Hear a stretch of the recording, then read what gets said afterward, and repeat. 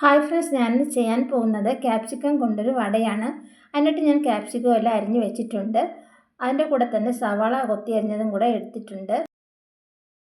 1 cup കടലപ്പരിപ്പാണ് ഞാനിപ്പോൾ എടുത്തിട്ടുള്ളത്. അതിന് നമുക്ക് കുറച്ച് വെള്ളം ഒഴിച്ച് ഒരു 3-4 മണിക്കൂർ കുതിരാൻ വയ്ക്കാം. അതിനുശേഷം നമുക്ക് ഇതൊരു മിക്സിയുടെ ജാറിലിട്ട് നമുക്ക് തരിതരിപ്പായിട്ടൊന്ന് അരച്ചെടുക്കണം.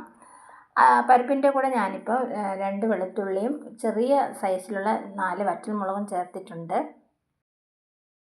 ഞാനിപ്പോൾ എല്ലാം അരച്ചെടുത്തിട്ടുണ്ട്. അതിൻ്റെ കൂടെ തന്നെ കുറച്ച് മല്ലിയിലയും കറിവേപ്പിലയും കൂടെ ചേർത്ത് കൊടുത്തിട്ടുണ്ട്.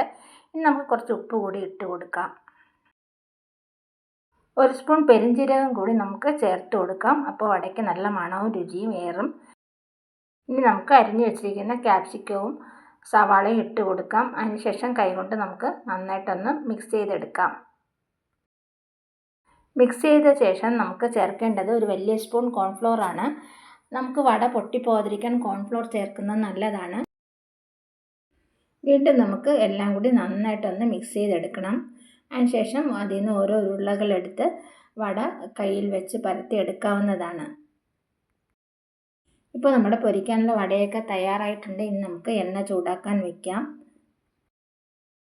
വട ചൂടാനുള്ള പാത്രത്തിൽ എണ്ണയൊക്കെ ഞാനിപ്പോൾ ഒഴിച്ച് വെച്ചിട്ടുണ്ട്. ഇനി നമുക്ക് വടയെല്ലാം ഇട്ട് കൊടുക്കാം. ആദ്യം തീ കൂട്ടിയിടുക. അതിനുശേഷം നമുക്ക് തീ കുറച്ചിട്ട് വേണം വേവിച്ചെടുക്കാൻ. തിരിച്ചും മറിച്ചുമിട്ട് വടയെല്ലാം നമുക്ക് പൊരിച്ചെടുക്കാവുന്നതാണ്.